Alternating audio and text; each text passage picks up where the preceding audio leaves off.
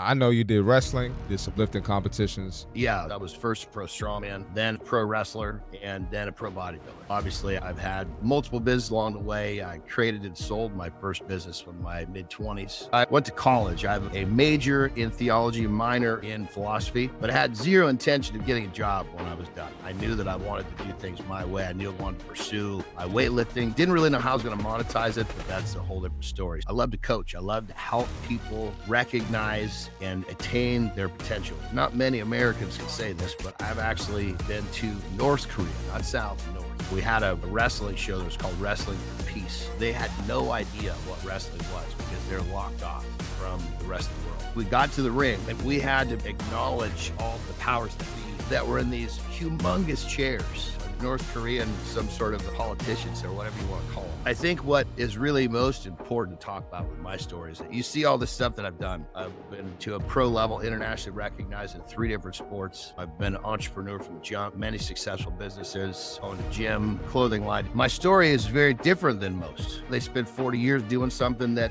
may or may not interest them with the idea that they're creating a plan to retire, to get away from what they've been doing for the last 40 years. I wanted nothing to do with that. My story. Thank God I had the challenges that I had. I was really difficult time learning, and my brothers were smart, like smart. I don't know, something got malaligned with me when it came to some of the basic stuff. But again, now that we're older, my brothers will also say, God, I envy you for your ability to do this, that, and the other. My oldest brother actually sent his boy to stay with me for a bit over the summer because he just wanted to expose him to the type of behavior patterns that I had developed. Again, self-diagnosis of OCD. That doing things over and over is extraordinarily comfortable to me. And sometimes it can get a hold of me. So basically freshman football, where I went to high school, football was big. So there was a varsity team of 50, a JV team of 50, and there was 2 freshman teams. Yeah, I basically went to the coach's office pretending I needed a towel, thinking that I would get some sort of understanding there, right? Open up the coach's door. There I am. And of course, I don't blame the coach. They're not used to seeing what they saw when I opened the door. Walking down the hall was a different experience, I'll be honest. It wasn't uncommon for somebody to spit in my face, this kind of stuff. Thank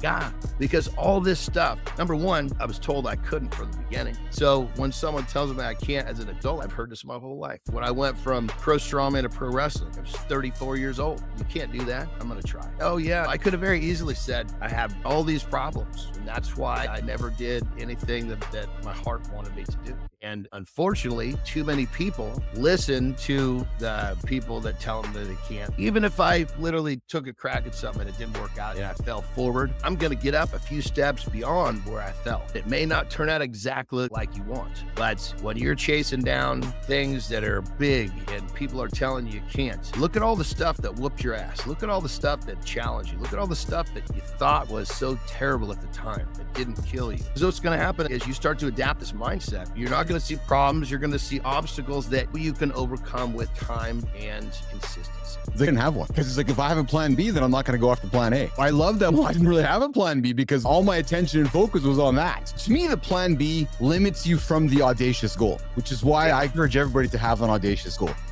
Yeah, it's like when I got on this journey to create this ultimate morning show, I love that you talked about there was no plan B. It's all in on plan A. What was the catalyst to get that pudgy kid that was getting bullied, that was humiliated? What was the shift to, oh no, I got to turn into a savage now? That's a great question. If you're going to play football or contact sports, you had to lift weights for PE class. And so with that consistency and a little direction, because obviously we had programs to work through, I started to make some success in lifting weights. I knew I was getting better and I knew that I was making progress, which I really enjoyed. I was a junior at the time, and I was one of 2 kids that squatted 405. All of a sudden I realized, like, whoa, this is pretty cool. When you're in high school, if you're one of 2 people that did something, your status changes real quick. I started getting a lot of respect from my peers. And I realized pretty quick, damn, I think I'm better at lifting these weights than I am the sports I'm lifting the weights for. I had realized that I was good at something. And as soon as I realized I was good at something, it was like, I saw Conan the Barbarian. I just knew that thing in my chest did this, and I was in pursuit.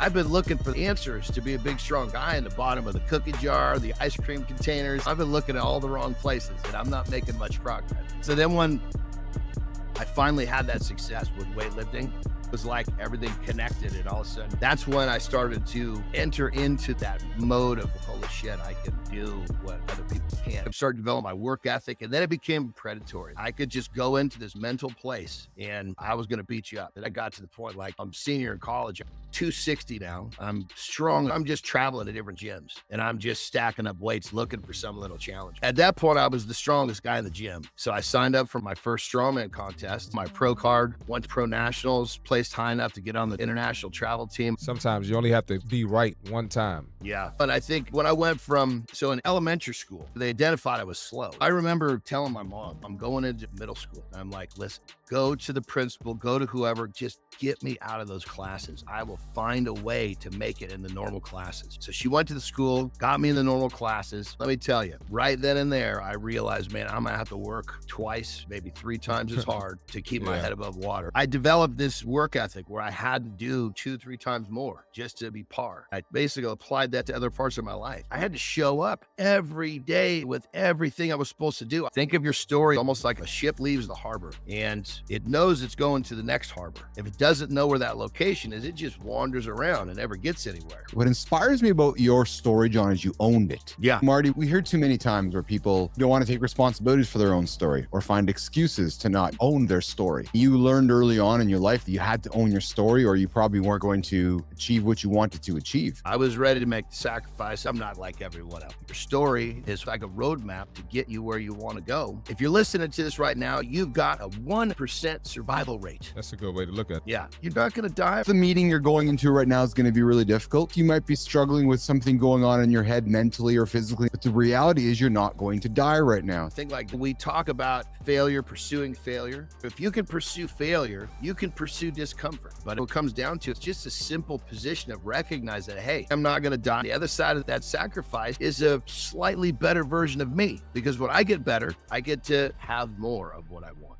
Let's get into the dark periods of life. And I want you to share with me, Marty, how you got out of those dark periods. Ultimately, here's the solution. We make mistakes. How long have I been waking up scared? As soon as social pressure hit it, and all of a sudden went from everybody has a good time playing on the play yard to kids being who they are and start, oh, you're different, this, that, and the other. I was always afraid of, God, is the teacher going to call me to read out loud? I was the guy that, if we were going around reading paragraphs, I was counting so I could figure out which paragraph I had to read so I could practice before it got to me. That was me. Call it fear, call it scared, call it what you want. But I used to wake up in this state of mind because the day was filled with a lot of stuff that was really uncomfortable for me. And all I wanted to do was be like everyone else. Thank God it was. As an adult, 52 years old, I still have a methodology I use to clear this stuff. So alarm that goes off to wake me up. 1 minute later, another alarm goes off that tells me, hey, get your shit straight. Run all this stuff out of your mind because you know that whatever happens, you're going to be okay because you can bet on you because you know that you'll stand up one more time than you fall down. If you wake up in a tough state like I do, have an immediate reminder to trigger your brain to go the other way. What happens is after a few months of this, you don't need that second alarm anymore. Boom, I clear the mechanism, I realize what's going on, and bam, off I go. Goodness, the dark places, oh man, as a kid, they were all the time. And funny enough, I didn't even realize that I had developed a position of just being okay, so to speak, in that scared state, in that darkness, because it was there so much, I was just gonna learn to exist here because it was so difficult for me to build myself up into some position of feeling great and happy, and then boom, have it all taken away. So I spent a good chunk of my life in those early years living in kind of a dark space. What, John, you're saying is when you get up in the morning, you create this awareness through the alarm to pat yourself on the back, to remind yourself that all the speculation swirling in your head, just that, speculation. Because I'll tell you both, I wake up some days with the same anxiety and I chase it. I'm like, oh my God. And I gotta slow it down. Here's another really powerful tool. Once that second alarm goes off, I'm gonna go straight to my desk. I'm gonna write down 3 things that I'm grateful for. Can't be stressed out and grateful at the same time. Then I write, which is basically my purpose. How am I going to behave today to execute the day in a way I'm going to be happy with? So when I go to bed, I lay my head down and say, damn it, you got the job done. Well, John, your stress can't compete with your gratitude. So when you force yourself to be grateful, you're going to remove the stress from your head. It's the way the brain works. How did you remove the negative people? Think of your world. It's almost like your brain is a garden and you've got flowers and you got weeds. Yes. So you have to identify what are the flowers in your garden? And give attention to those flowers. Yeah. So that meeting you're getting ready for, or that meeting you're sitting down with your family later, or there's something you're considering that's stressing you out right now, it's more than likely not going to be as bad as the story in your head telling you right now. I'm telling you because I've been there. As comfortable as you are, share that journey with myself and Marty and our audience where somebody said, hey, John, I think you should take this to help you with your pain. It was helping you. But then the hours and the days and the weeks later, you're like, oh my God, this is now killing me. I was always going back,